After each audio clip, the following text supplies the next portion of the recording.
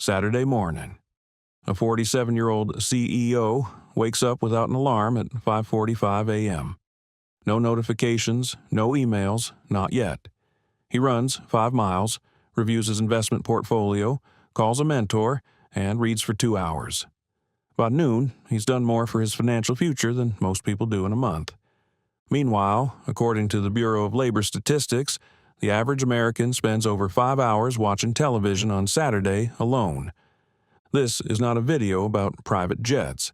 It's not about weekend yachts or golf at a members-only club. This is about the invisible behaviors, the habits that happen quietly, that separate the people who build wealth from the people who simply work hard and stay exactly where they are. And it all comes down to what you do on Saturday morning. Let's start with the uncomfortable numbers. A study from the Bureau of Labor Statistics broke down how Americans at different income levels spend their leisure time. The findings were stark. Lower-income Americans spend significantly more time on passive entertainment, television, social media, casual gaming.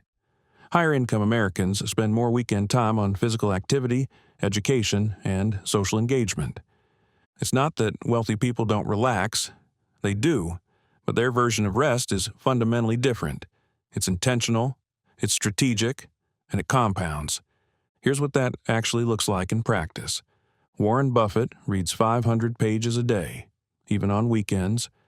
Bill Gates reads 50 books a year and takes 2 dedicated week-long reading retreats annually. He calls them Think Weeks. Mark Cuban spent his early career reading for 3 hours every day, 7 days a week, because he understood something most people don't. Knowledge compounds exactly like money does. The more you know, the more connections your brain makes, the better decisions you make, the more opportunities you see. A CEO who reads about macroeconomics on Saturday morning makes a better investment decision on Monday than one who didn't. The average American reads 4 books a year. The average CEO reads 60. That gap, 56 books, is the intellectual equivalent of a 15 times return on investment. And it happens one Saturday morning at a time. It doesn't have to be business books, history, psychology, biography.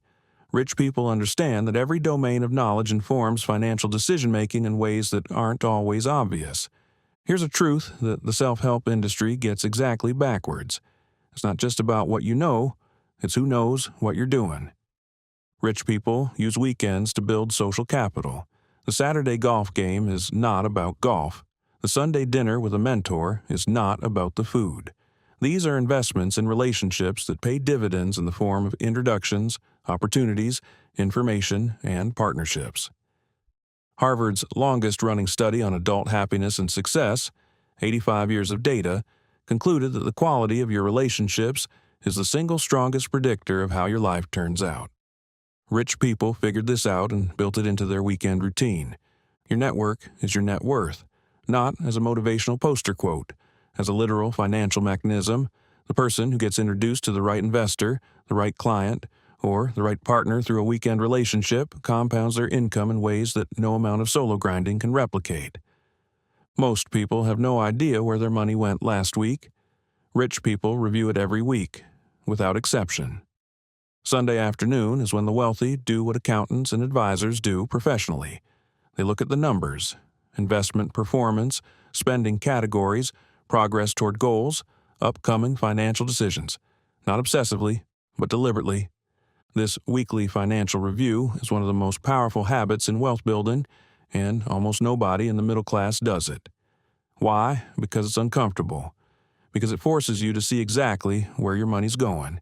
And because most people were never taught that it matters. Rich people treat Sunday like a CEO treats Monday morning. They plan their week in advance. They identify the 2 or 3 decisions that could have the biggest financial impact. They show up to Monday with intention instead of reaction. This one surprises people, but think about it from a purely financial angle. Poor health costs money. Medical bills, sick days, reduced productivity, cognitive fog, low energy. These are not inconveniences. They are direct financial liabilities, and the wealthy understand that the body is the machine that everything else runs on. J.P. Morgan executives have personal trainers. Silicon Valley CEOs do 5-day water fasts and track their sleep with $400 devices. This is not vanity. This is performance optimization. A person who works out Saturday and Sunday morning is more productive, sharper, and more energetic from Monday through Friday. Over a year, that's a compounding productivity advantage that translates directly into income, decisions, and opportunity. The Saturday morning workout isn't a luxury, it's an investment in the machine. This is the fundamental difference, and once you see it, you can't unsee it. Middle-class weekends are built around consumption. Television, social media scrolling, shopping, sports watching, passive entertainment. All of it feels good in the moment. None of it builds anything. Wealthy weekends are built around creation, building a business, writing a plan, recording content, developing a skill, calling the person who can change your trajectory. These activities don't feel as immediately satisfying as watching 3 hours of Netflix, but they compound. The man who spends 2 hours on his side business every Saturday morning for 2 years becomes the man who quits his job at year 3. The woman who uses Sunday to develop a marketable skill for 18 months becomes the consultant who doubles her income at month 19. It doesn't happen in a weekend. It happens across weekends, dozens of them, quietly, invisibly, until it doesn't look invisible anymore. Nobody's saying, don't enjoy your weekend. Rest is real. Recovery is necessary. But there's a profound difference between resting with intention and consuming without purpose. The wealthy rest on purpose, they recover strategically, and they never fully switch off from the thing that is quietly building their future, even when it looks like they're just going for a run or having dinner with a friend.